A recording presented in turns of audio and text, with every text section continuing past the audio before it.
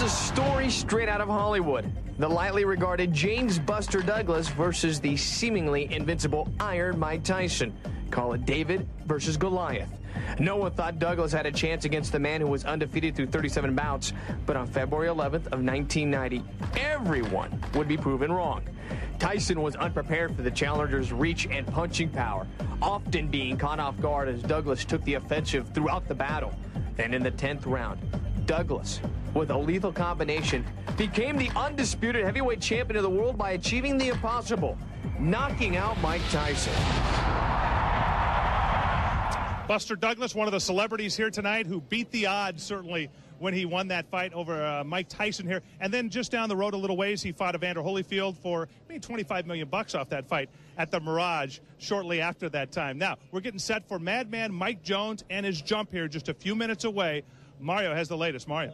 That's right, Ron. The jump is coming up in just a few minutes. Mad Mike has been doing the practice runs, but he's not hoping to bust on the ramp. Now, I say that because standing beside me is the mammoth of the man who we just saw, who just pulled off the upset. You're looking forward to this jump, aren't you? Yes, I am. All right, we're going to get to you in a second, but first, we're going to talk about, Buster's got it all tonight. We're going to talk about the jump. You know, there's been a lot of historic jumps here on the Strip. Take a look at some of them as Mike Jones prepares. The Strip has seen its share of daredevil feats. They've mostly been a family theme. The Knievels, Evil, and son Robbie have broken bones and broken records.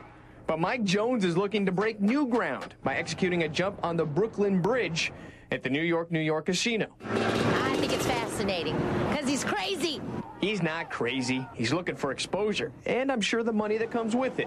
I come out here, to do this jump for New York for the grand opening of their ESPN zone. I haven't really done anything like this before. I've never even jumped ramp to ramp, which is what I'm saying is the wood metal structures. I've taken off the regular ramps before, but always on dirt. It's a lot safer. Here, it's very dangerous.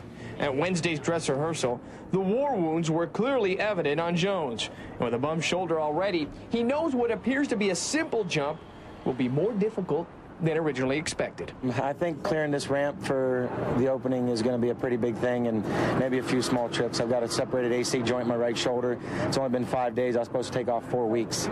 So I don't know what I'm doing here even. Well, he is here tonight, and he's going to be jumping at about 7:45, which is going to be in about 15 minutes. That, according to Mike, I was talking to him during that piece you just saw. Now let's get back to Buster real quick for a second. Buster, everyone, of course, remembers you for pulling off the upset against Tyson. You come out to Vegas a few months later. You fight against Evander Holyfield. Not the best of nights for you, but what do you remember about this city when you fought here? Well, it's a great city because I fought here several times prior to fighting as a champion. And it's always been a great city to me, and this is a wonderful town to visit. Yeah, I remember you fought Greg Page out here at the Las Vegas Hilton, I believe, some time ago. You look at the restaurant here, and I know you're a connoisseur of food, and I can say that with a straight face. What's the one thing you're looking forward to try when you're inside the restaurant? Well, some of the shrimp. Yeah, shrimp. Some other seafood. And I might even go with a little snail. Little snail. Buster, I don't think the ESPN zone's got snails unless they put it in a deep fryer and they coat it with some chocolate syrup on top. Okay, well, it'll just be shrimp then.